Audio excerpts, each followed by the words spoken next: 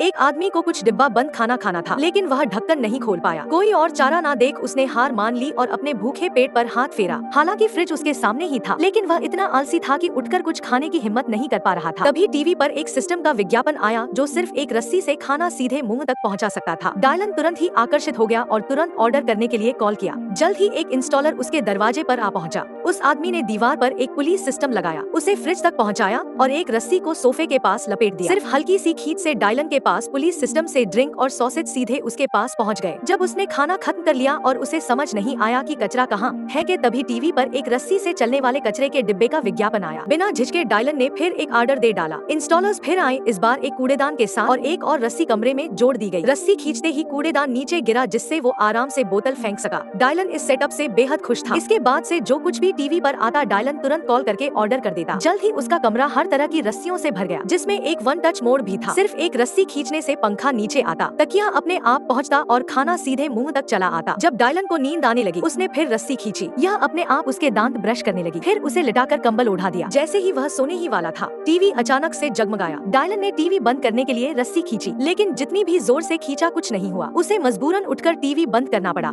अचानक TV host ने एक रस्सी खींची और डायलन तुरंत वापस सोफे पर खींच गया। एक फोन उसके सामने आ गया और एक रस्सी जो डायलन को कंट्रोल कर रही थी, उसे जबरदस्ती खरीदारी करवाने लगी। जैसे जैसे दाम बढ़ते गए, रस्सियां और भी ज्यादा होती गई। आखिर में रस्सियों के उस जाल में डायलन पूरी तरह जकड़ गया, हिल भी नहीं पाया। दृश्य बाहर चला गया जहां पूरी सिटी रस्सियों से जुड़ी हुई थी और उन सब रस्सियों का दूसरा सिरा ऑनलाइन शॉपिंग से जुड़ा था। दोस्तों, क्या आपको ऑनलाइन शॉपिंग करना पसंद है? कमेंट में बताओ।